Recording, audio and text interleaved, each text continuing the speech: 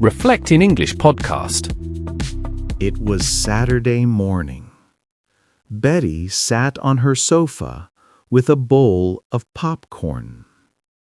Her cat, Milo, jumped beside her and tried to steal one piece. "Hey, this is mine," Betty said, moving the bowl away. The rain was falling outside. It was a good day to stay at home. She turned on the TV and opened a comedy show. It was in English. "Okay," she said. "No subtitles today. I can do this." She pressed the button and started watching. The first man on the screen spoke very fast. Betty stared. "Wait, what?" she said. The next woman talked even faster. Betty heard a few words, maybe coffee, crazy, and Monday. She laughed. "I understood 3 words. Great start, Betty." Milo meowed and jumped in front of the screen. "No, Milo, move," Betty said. The cat sat down right in front of the TV. Betty sighed and pushed him gently aside. When she looked back, she had already missed half the scene. "Perfect," she said. "Learning English with a cat. Excellent idea." After 10 minutes, the internet stopped. The screen froze. The actors' faces looked strange. "Oh no," she said. "Come on, Wi-Fi." She waited, holding the remote. She ate a few pieces of popcorn and looked at Milo, who now slept on the blanket. Finally, the picture moved again. Betty clapped her hands. "Let's go," she said. This time, she tried to focus harder. She listened carefully. The characters were in a cafe. They were laughing. Betty caught some words: birthday, cake, late again. "Cake! I know that one," she shouted. Milo woke up and ran away. Betty laughed. "Sorry, Milo. English makes me excited." After 20 minutes, she paused the show and took a little notebook. She wanted to write some words, but she couldn't remember the spelling of birthday. No, wait, she said. "Better watch again." She rewound the video and listened. The woman said it again. "It's my birthday!" "Ah," she said, and wrote it down. Then she pressed play again. In the next scene, 2 men were talking loudly. One of them said something long. Betty didn't understand most of it, but she caught the last part. "You owe me pizza." She smiled. "Okay, someone lost a bet." When the men brought a pizza box later, she shouted, "I knew it!" She started to enjoy herself. Even when she missed words, she could guess from what was happening.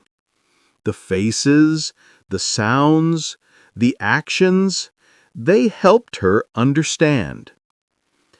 After lunch, Betty sat again with tea. She decided to watch the next episode. This time, she didn't write anything down. She just wanted to listen. The first few minutes were hard again. There were new characters and faster speech.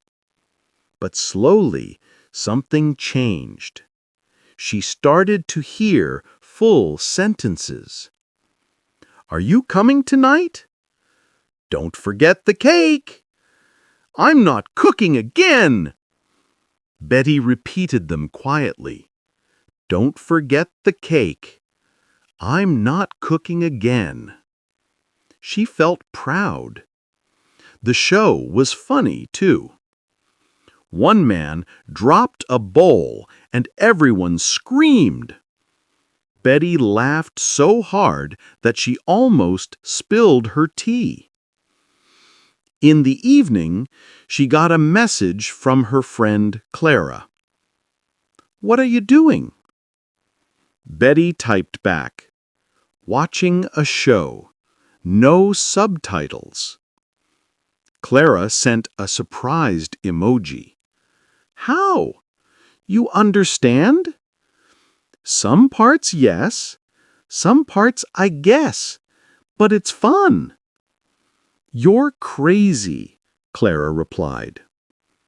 Betty smiled and sent a photo of Milo sleeping again. "My study partner," she wrote. The next morning, Sunday, Betty woke up early. She wanted to try again. She made toast and coffee and opened the same show. "Let's see if I can understand more today," she said. The first line of the episode was clear. "I forgot my keys." Betty laughed. "Easy," she said. "I forgot my keys last week, too." She could follow the story now. She understood when they were angry, when they joked, when they teased each other. The words came faster to her mind.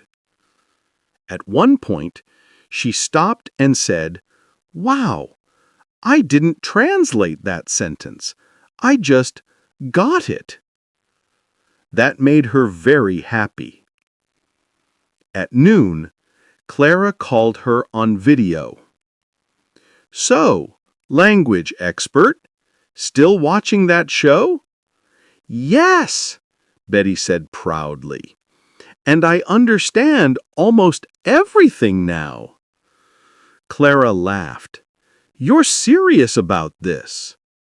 Should I try too?" "Sure, but bring snacks and patience." They planned to watch together next weekend. That afternoon, Betty finished the last episode of the season. The friends in the show were having a party. They danced, talked, and laughed together. Betty listened and understood every single word. When one man said, "I'm so happy we're all here," she smiled. It felt like he was speaking to her, too. She sat back on the sofa, her teacup empty, Milo asleep on her lap. The rain started again outside, but she didn't notice. She just thought about how far she had come. Not from a textbook, not from grammar drills, but from watching, laughing, guessing, and listening. She whispered, "I did it." Then she looked at the TV and said with a grin, "Next show, no problem."